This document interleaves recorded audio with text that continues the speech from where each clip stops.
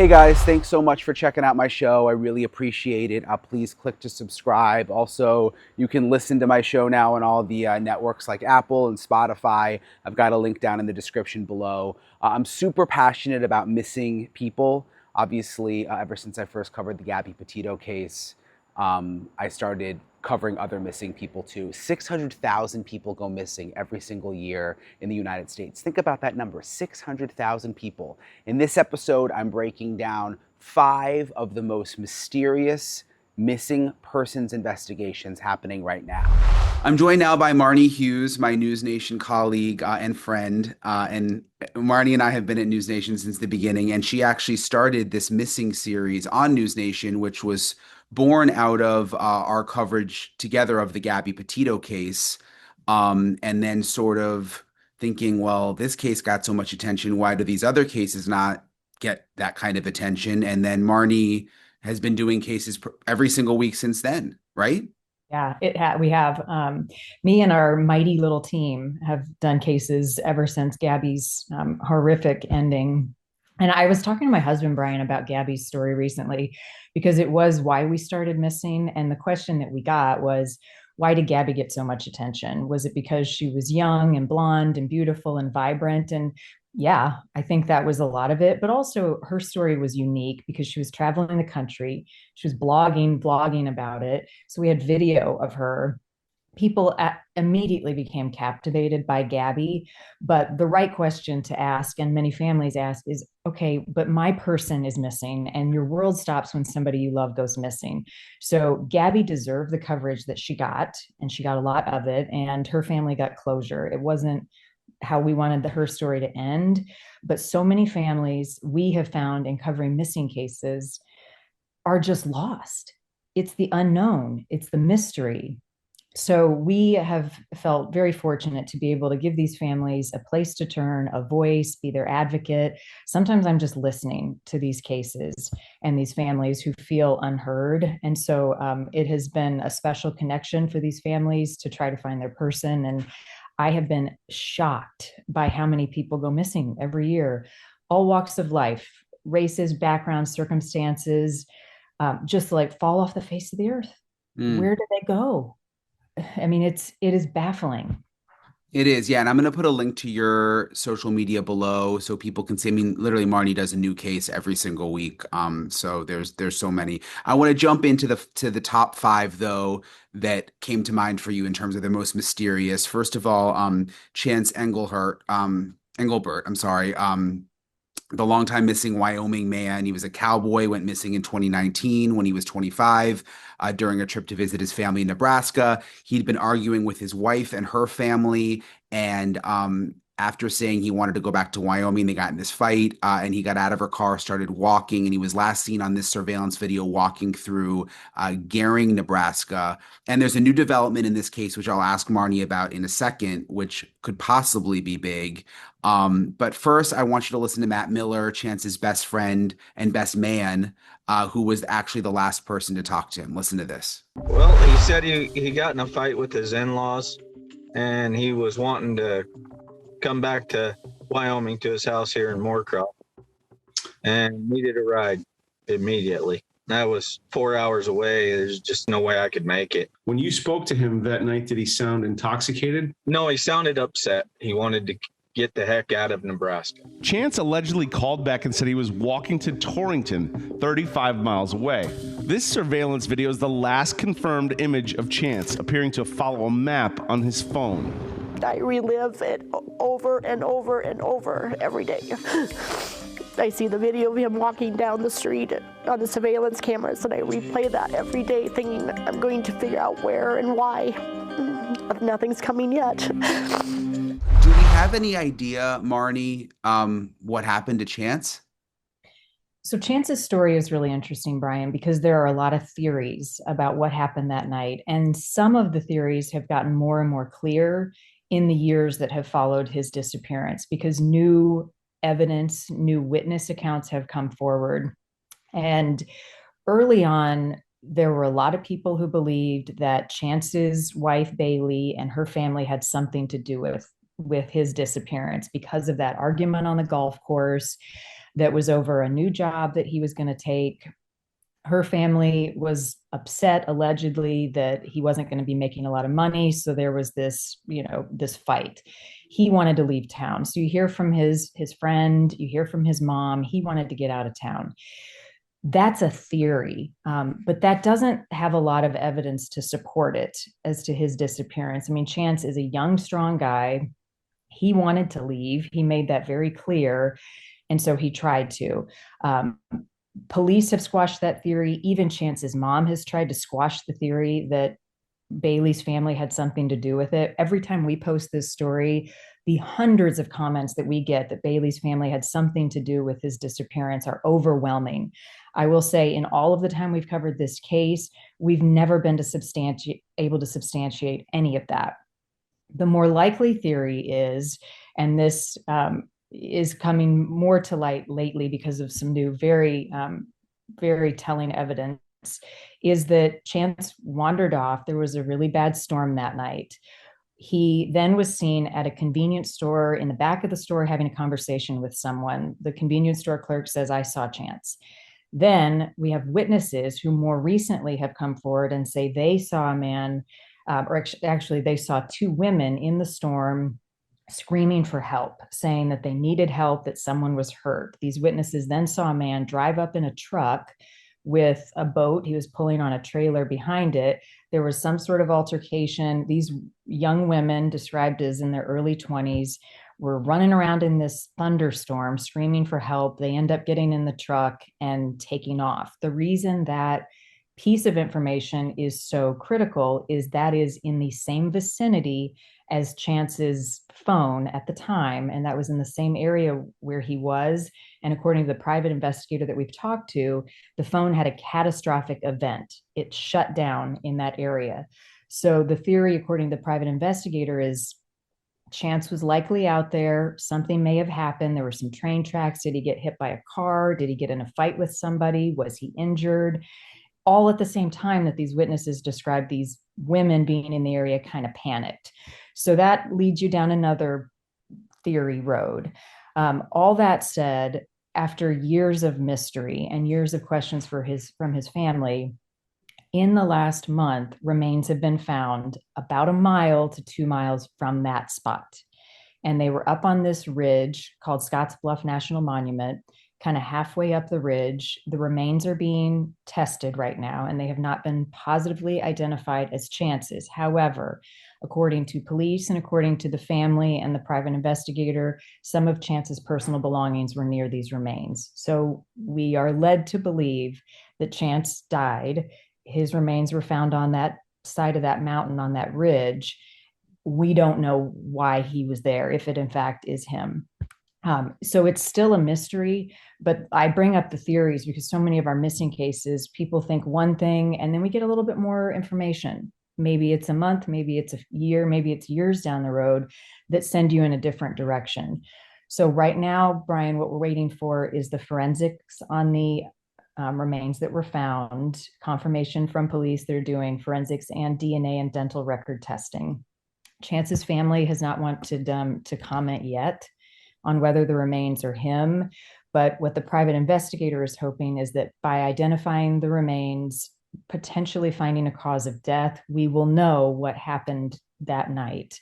But it's such an interesting case. It's such a sad case. It has captivated that town of Gering, Nebraska for so many years. And every time we post about it or do a story on it, the amount of interest in Chance's disappearance is truly incredible.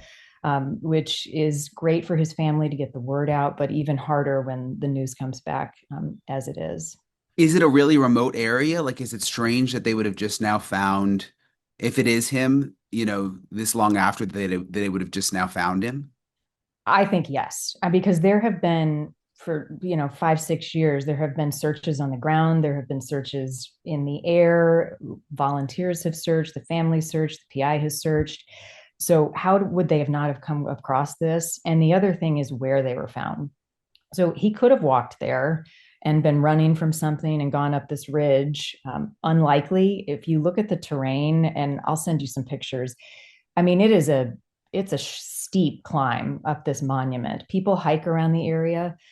So it's unusual where these remains were found and that the belongings were nearby. How they were found is also unusual. There was a couple out there that were hiking, and I haven't gotten total clarity on this, but whether they had a dog or they came across them themselves, but noticed there were bones, called police and let police investigate. But I talked to a guy who took some photos of police who were up there investigating. He's like, I've never seen anybody hike up that monument on that side. He said, I see people on the other side, but this side, because it's so rugged and it's so steep, I don't see why he would be up there. So although it seems as though this is probably chance, I don't think that it makes any sense why he was there. And even if he was running, why you would run up a mountain. Yeah, strange. Well, hopefully we'll get those results back soon, and you'll have an update. The next case is this is a really sad one. A pregnant postal worker, 23-year-old Kierra Coles. She was 3 months pregnant when she disappeared from Chicago's South Side in 2018. She was apparently excited about her future, had a steady job, had an apartment, saved up for her own car. And she was found on October 2nd, 2018. I'm sorry, the car was found on October 2nd, 2018, about half a block away from her home. Inside was her prenatal bag, a packed lunch, her cell phone, and her parents have frantically been searching for her. Let's listen to them. I need to get the word out. Thank you, brother. Yeah, bring her home, man. That's sad, man. Parents' unrelenting search for their daughter. I'm crushed, I'm hurt, I'm confused, I'm lost. I only know how to do what my mom taught me, and that's stand strong until I find out the answers I'm looking for. Hey, man, I ain't going nowhere. I ain't going nowhere, bro. I appreciate that. She just wanted to be seen or heard, so that was going to be her next goal, to get on TV some type of way. You know, we just never imagined in this way. I never imagined in this way. You know, the fact that she was pregnant, Marni, is just like so upsetting. But then also, I always think when people leave their cell phone behind, the fact that her cell phone was in the car, that always just, to me, is always such a bad sign. Because, like, who would leave their phone behind, or the prenatal bag? What do we know about this case? Have there been any developments? I'm glad you bring that up, because, I mean, you think of, like, you don't go anywhere without your cell phone, especially if you're a young expectant mom, right? The other thing about her case, I mean, the cell phone was in the car, but so was a packed lunch. Like, Kierra Coles was planning to go to work that day. Like, she had thought through making her lunch, right? You don't do that if you plan to vanish, which then leads you to believe there was some sort of foul play. What I appreciate about this case is that still to this day, all these years later, she vanished in 2018. Her case still gets a lot of attention, which is not true for a lot of young Black men and women who go missing across the country. So it's important that we keep covering Kierra's case. But I looked up even in the last hour, Brian, and all of the local affiliates have done something in the last year, usually around kind of the anniversary of her disappearance, on her case. The one thing that I think stands out to me, and there hasn't been a lot of follow-up, is there was a man that she was with at some point that morning when she left. She was seen on surveillance video leaving the apartment with this man. They get in a car, they go somewhere, he comes back, but she doesn't. So to me, I'm like, what the heck? You know, where did she go? Who is this guy?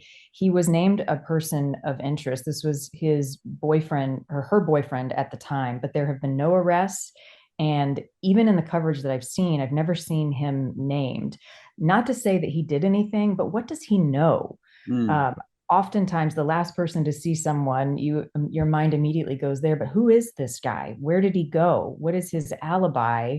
And can he provide any information to help? The other thing that just breaks my heart about Kierra's story is what you played.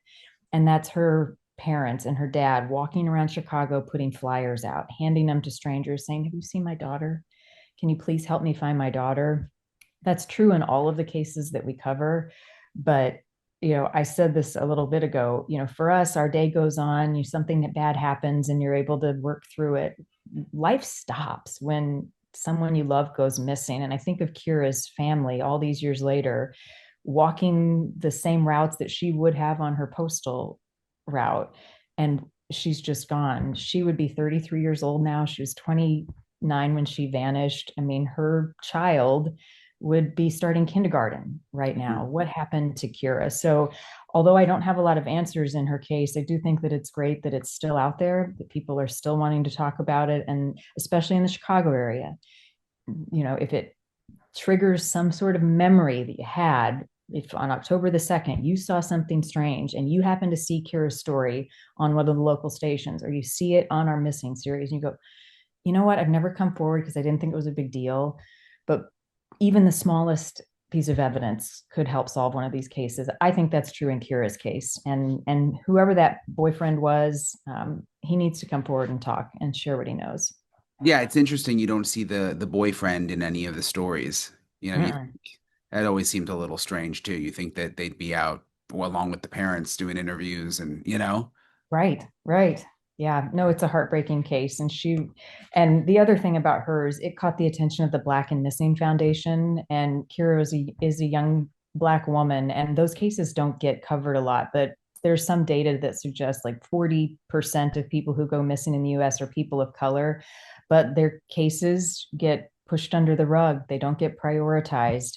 A lot of times it comes back, race is an issue, but background circumstances, sometimes even Black, white, or other choices that people have made if they were involved with drugs or alcohol or a bad group of people. Your mind goes to, oh, okay, they went missing. That makes sense. But their families are always like, no, they're still missing. They still have family and friends who love them. And just because you ran with the wrong crowd doesn't mean that you don't deserve to be found. Yeah, absolutely. That's That's why not the case in Kierra's, but just an example. When some people are like, "Oh, you covered Gabby Petito and you only cared because it was a pretty white girl," what do they call it, with missing white girl syndrome or whatever. But that's why I'm so glad you do your series, because you highlight, all races, men too. Men don't seem to get as much coverage. Speaking of men, so the next case, Jason Landry, was 21 years old when he disappeared in 2020 in Texas. He packed his car and left his college apartment at Texas State University, heading home for Christmas.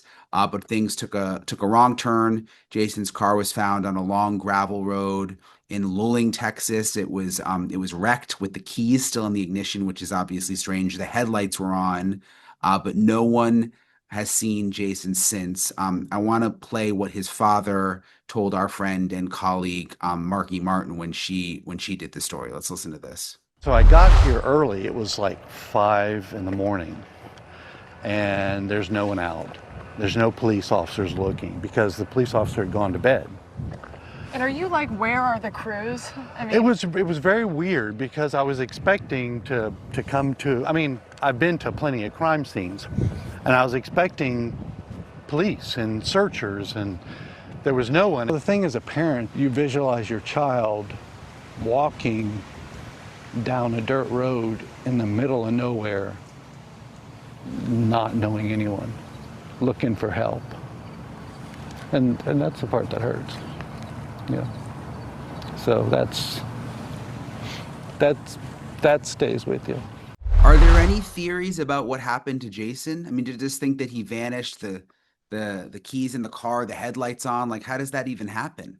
Yeah, not only that, his dad went out there and walked Salt Flat Road, and his flip-flops weren't too far away, and so were his clothes that he most likely was wearing. He was coming home for Christmas. To be honest, no. It's just a mystery. I think that his parents suspect some sort of foul play. Like, he wouldn't have just driven to this random dirt road in the middle of nowhere on his way home for Christmas for the holidays and then left all of his personal belongings in his car and then just walked off into the wilderness. Like, it just doesn't make sense at all. What really, I know, bothered the family about this case, Jason's parents, and I've talked to them several times. I actually met them at CrimeCon in Nashville last year in person, is that when police went out there and found this car, I think it was state troopers, they didn't treat it like a crime scene. They treated it like an abandoned car. And I think you can understand, like, oh, this is very strange. And then they make the connection that it's his. The problem with doing that, and the family certainly thinks so, is once the evidence was picked up and the car was moved, you missed all these clues that could have led to some answers. Were there strange fingerprints on the car? Were there any footprints in the dirt that belonged to somebody other than Jason? so much was missed because it was treated as a random abandoned car. I think if most police had walked up to that, that's what it looked like. But when I look back at all of the evidence and clues in this case, I agree with the parents. It just doesn't make sense. It wasn't like him. He was excited to come home for Christmas. They are the sweetest family. It just doesn't add up. When I saw them at CrimeCon, I asked them how they were doing, and they've always been willing to talk. The dad certainly has done a few interviews with us, but I talked to his mom, and she said, I used to hold out hope that Jason would just one day walk through the door. And she said, I've given up that that's going to happen. I know that he's gone. And, to hear that from a mom admitting what she believes now to be true is heartbreaking, because in so many of these missing cases, the one thing these families have is hope. Right. And she wasn't hopeful anymore, other than the fact that because of their strong faith, she's hopeful that and knows that she'll see him again one day. But I think about that family every Christmas, because it was Christmas when he was heading home, and it's another Christmas without him. And I also think about them because I have a daughter about the same age, and it's the unknown. Like, where did Jason go? Does somebody know something? They've done extensive searches in that area, like abandoned houses and buildings, and they found remains that weren't his. So the family your wound just keeps getting opened up every time they do another search. But to this day, we don't know, but somebody out there knows something about what happened to Jason Landry in December of 2020. I'm confident in that. And I just hope that their conscience gets the better of them and they come forward, even if it's anonymously, for that family, for his parents. Yeah, with all these cases, you kind of wonder, like you said, I'm sure the families try to hold on to hope, but it gets difficult. But you wonder, like, when there's no sign of these people, is there a chance that they're held captive somewhere or actually still alive? Yeah. And I mean, we do run across cases where people are being held, and your hope is that, yes, they're alive and they somehow make their way back to you. But I think a lot of these families also understand the more that time passes and they know their person better than anybody else, they know they wouldn't leave on their own. It gets harder and harder to wrap your mind around. And I think Jason's family just kind of dealt with the reality of that in order for them to move forward and grieve him and honor him and remember him.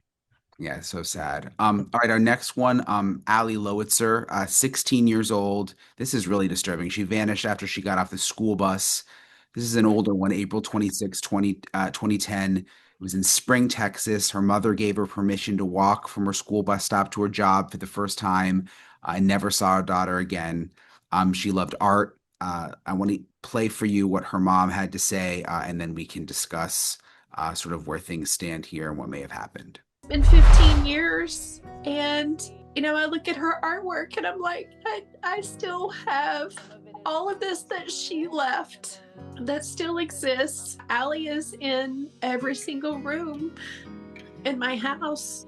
These are the last images of Allie, taken moments before she got off her school bus April 26, 2010, at her normal stop in Spring, Texas. Allie had begged her mom to let her walk the short distance to her job so she could pick up her paycheck and maybe an extra shift. She'd never walked the busy street before, and Joanne had conditions. You're going to walk straight to work. You're going to text me, let me know that you're there, and you're going to text me and let me know if you're going to work. Instead, Joanne came home to an empty house and no text. Just thought, okay, well, she must be busy with work and she can't text me back immediately. Several more texts and no response. 8 o'clock rolled around, 8:30 rolled around, So finally 8:45, because I knew they closed at 9, I went up there and I was going to tell her what was what, And I pulled up right in front of the doors and all the chairs were on the tables. No one's there. Do we have any idea? I mean, just this one almost, to me, you hate to say this, but it almost feels like an abduction or something. Yeah, that's what her parents think happened. After walking that route, that busy road, when she got off the bus, Joanne did everything right. I mean, she told Allie when you get home, when you get to the burger barn, whatever, text me. When you get home, text me. She didn't text. So they have walked that road and done everything that Allie did. That, I mean, there's just no sign of her. So when I talked to both Joanne and her ex-husband, Allie's dad, he was like, at first I just thought she was being a teenager and just didn't come home and she was upset about something. And he's like, but once we went out there and we saw it, we had all the information. He's like, I think somebody grabbed her, whether it was random or whether they were looking for her and had seen her get off that bus before. That's what they think happened. Allie's case really makes me sad because of something that has happened, Brian, with Joanne, and that is people online can be really helpful and supportive, and social media can be fantastic. And there's all these great people who want to support families. And then there are scammers. And Allie's mom, Joanne, has been the victim, and she's posted several times about this. She believes Allie's out there alive and that people are toying with her mind, and they will reach out to her and they will send pictures of what they think Allie looks like, graphic images and graphic stories that poor Joanne has to look into. So you think about this mom who is desperate and heartbroken that her daughter is gone. And then you have just this evil side of people in the internet trying to extort her and cause more pain. And as the mom, she's going to look into every one of those. And that has happened recently. Joanne found our missing series. And early on, when we started covering these cases, we would look for cases, and now they come to us. And Joanne was one of those. She was like, please cover my daughter Allie's story. And we did. And I've talked to Joanne, and I am just so heartbroken for the pain that Joanne and all of those who loved Allie are going through, because I think in Allie's case, and there's an age progression photo of her that the National Center for Missing and Exploited Children has put out, that maybe Allie is out there. I mean, she was 16 years old at the time. It was 2010, so it's been 15 years. But I hold out a lot of hope in this case that somebody knows something and can help Joanne and her family, because I agree. I think Allie was snatched up that day, and I hope she's still out there and alive and comes back home. This is terrible. Our last case is a father in South Dakota named Tyler Weathersby, who went missing after a morning walk in September of 2024. This was actually in Sioux Falls, South Dakota. Tyler was a father, a business owner, and a husband. And this is kind of an interesting twist in this one, who stood by his wife as she rebuilt her life after a devastating crime. The wife was arrested for a live YouTube stunt after the death of her then boyfriend, who reportedly talked her into shooting him through a book with a handgun. And she pleaded guilty to second-degree manslaughter. And now Tyler, her new husband, is missing. So let me play a little bit of this story, and then we can talk about it. The serenity of the suburbs hosting Tyler Weathersby on one of the last known videos of the South Dakota father. Dressed for the early September weather, but without his cell phone or wallet, he walks slowly under no apparent duress. We're coordinating drone searches on some of the last areas that the individual was seen, either by us on camera somewhere or been reported to us. It's been extremely difficult. A lot of ups and downs, a lot of breakdowns, trying to hold it together for our children. Tyler's wife, Mona Lisa Perez, says he has 2 stepchildren, and the couple just welcomed a baby girl this year. Beautiful reasons why he would never just leave. Yes, this is out of character for him. So, Marni, are there any leads on this case? I mean, certainly the background with the wife is strange. I mean, this live YouTube stunt and the ex dying. Where do things stand? Well, she served time and then was released as part of a plea agreement. And yeah, it's a wild story that this happened, second-degree manslaughter. I mean, it is shocking.